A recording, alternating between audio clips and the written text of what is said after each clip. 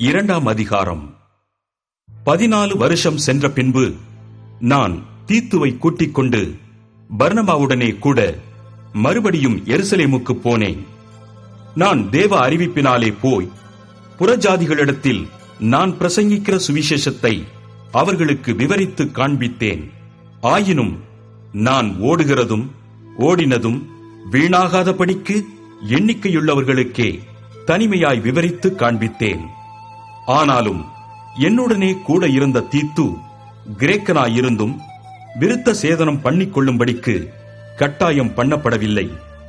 கிறிஸ்து இயேசுவுக்குள் நமக்கு உண்டான சுயாதீனத்தை உளவு பார்த்து நம்மை நியாயப்பிரமாணத்திற்கு அடிமைகளாக்கும் பொருட்டாக பக்க வழியாய் நுழைந்த கள்ளச் சகோதரர் நிமித்தம் அப்படியாயிற்று. சுவிசேஷத்தின் சத்தியம் உங்களிடத்திலே நிலைத்திருக்கும்படி நாங்கள் ஒரு நாளிகையாகிலும் அவர்களுக்கு கீழ்ப்படிந்து இணங்கவில்லை. அல்லாமலும் எண்ணிக்கையுள்ளவர்களாயிருந்தவர்கள் எனக்கு ஒன்றும் போதிக்கவில்லை. அவர்கள் எப்படிப்பட்டவர்களாயிருந்தாலும் எனக்கு கவையில்லை. தேவன் மனுஷரிடத்தில் பட்சபாதம் உள்ளவர் அல்லவே.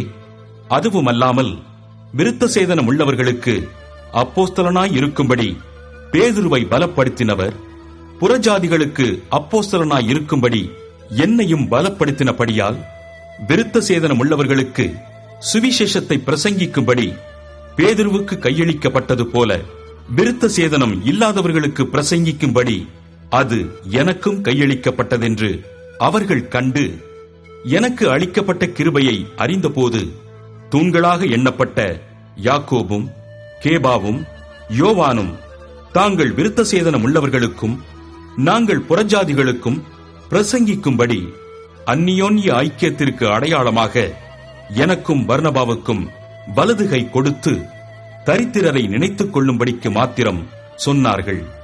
அப்படி செய்யும்படி அதற்கு முன்னமே நானும் கருத்துள்ளவனாயிருந்தேன்.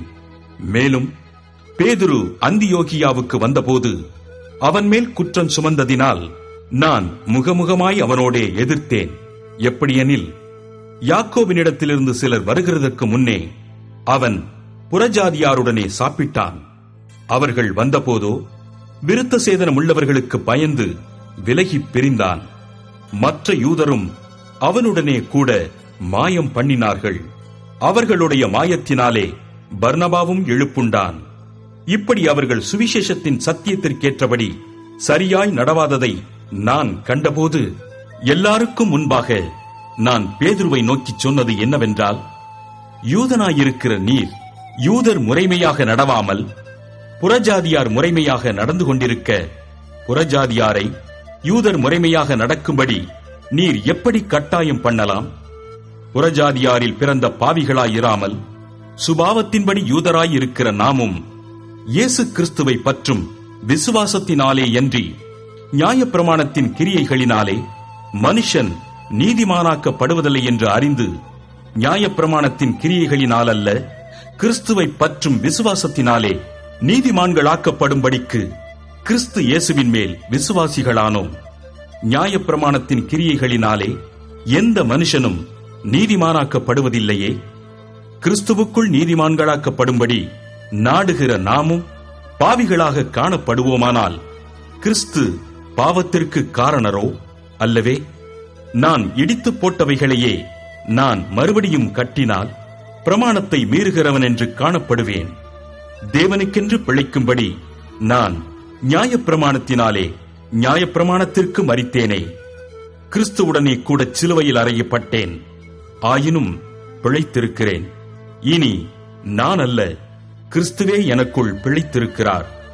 நான் இப்பொழுது மாம்சத்தில் பிழைத்திருக்கிறதோ, என்னில் அன்பு கூர்ந்து எனக்காக தம்மைத்தாமே ஒப்புக் கொடுத்த தேவனுடைய குமாரனை பற்றும் விசுவாசத்தினாலே பிழைத்திருக்கிறேன். நான் தேவனுடைய கிருபையை விருதாவாக்குகிறதில்லை.